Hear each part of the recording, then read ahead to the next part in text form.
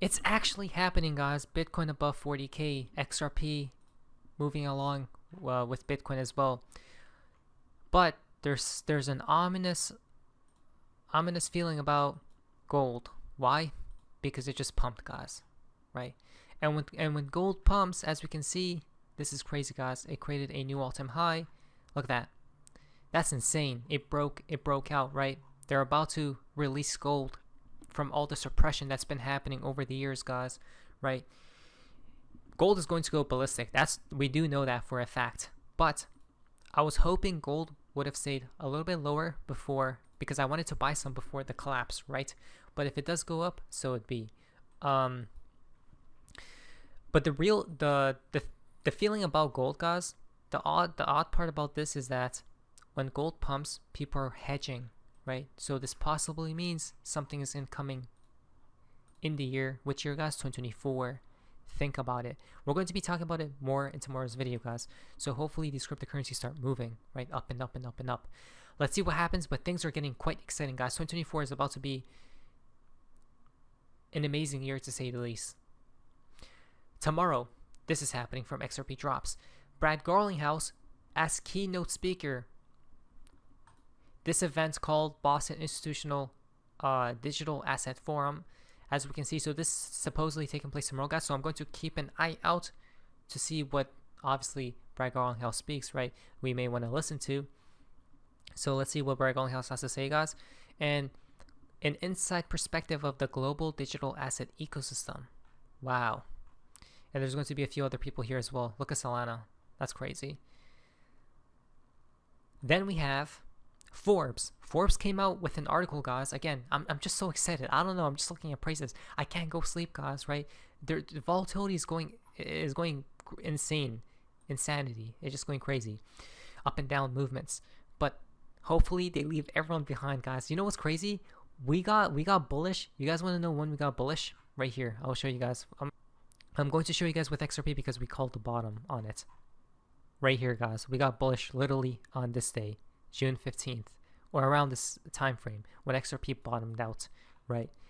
That same time frame correlates with Bitcoin about 17K. It did dump lower because of that news event FTX, but it did create, the real bottom was this though, right? It created a bullish divergence and then we pumped out of there. I think a hidden bullish divergence.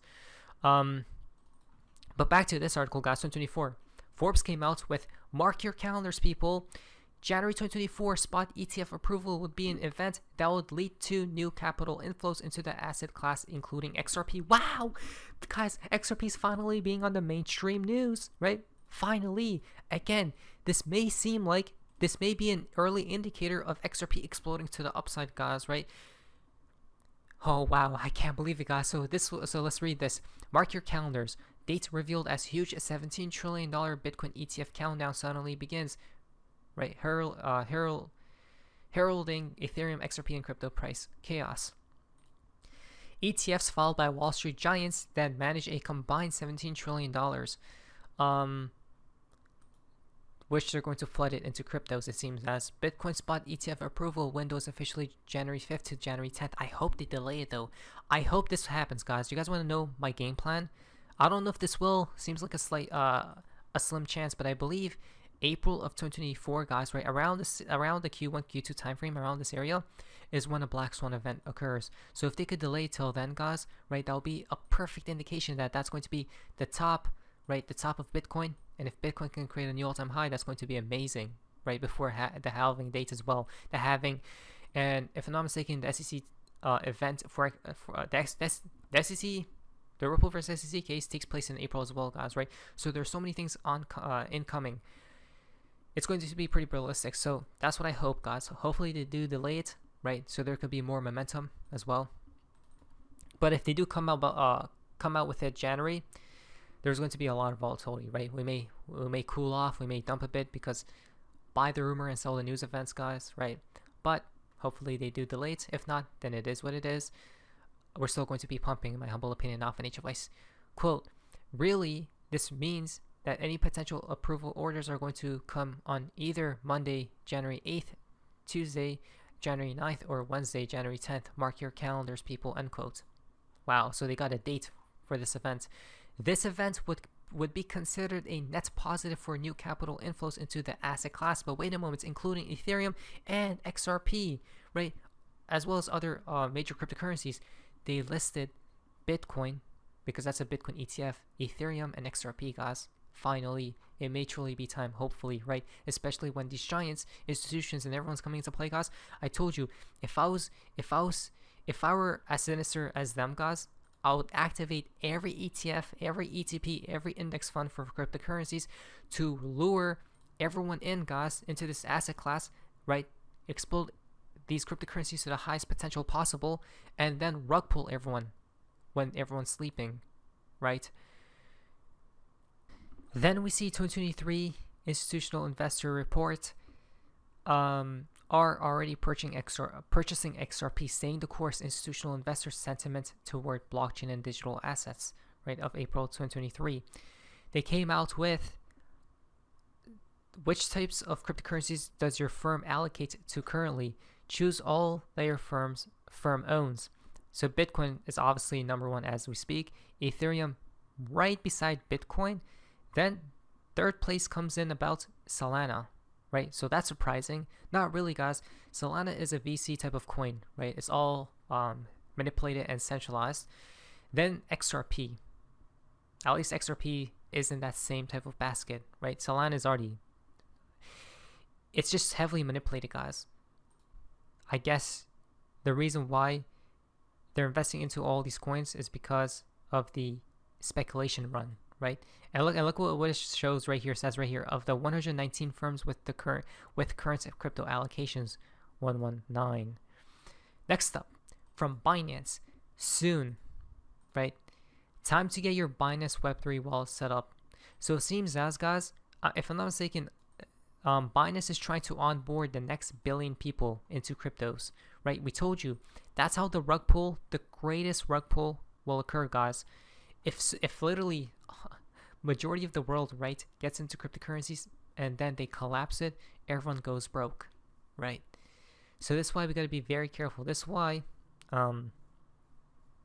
they will probably pump these crypto currencies very high. Check this out, guys. Crypto assets are steadily being incorporated into payment systems. So after the collapse, they will bring upon a new financial system. This is just my opinion, just speculation, guys, so take it with a grain of salt. But it's already beginning. Why? Because in this slide, it shows crypto assets are steadily being incorporated into payment systems, right? The world will move into this type of transferring value will move like information does today. Not to mention, it seems like they aren't playing around no more. We rarely ever talk about Stellar, guys, but they came out with an article or something. An additional, or ad, this is an ad, an additional $60 billion ends up in the pockets of remittance receivers when cross-border sender costs are cut by just 1%, right? And if you check out this, let's see what it shows here. Bringing Stellar down to earth. Remember, Stellar and XRP are tied together, right? XRP will be behind the scenes, so to speak, under the hood, while probably XLM will be in the public view. Confirmation from Coinbase.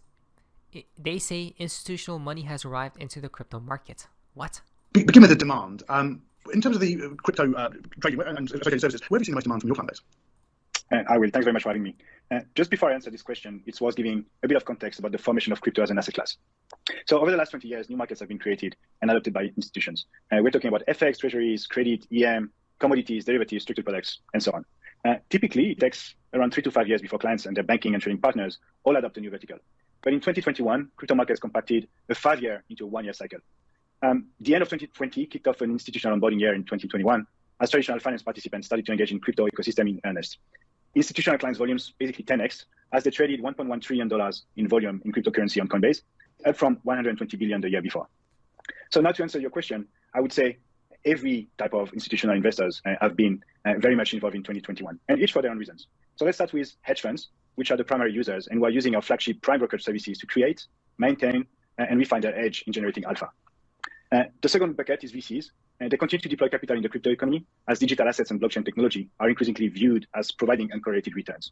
While they wanted you out, guys, while they wanted you guys out during the bear market, they were all buying. Sleight of hand. The flows are driven mostly by LPs and asset owners who are looking to allocate to growth investments in a low yield environment.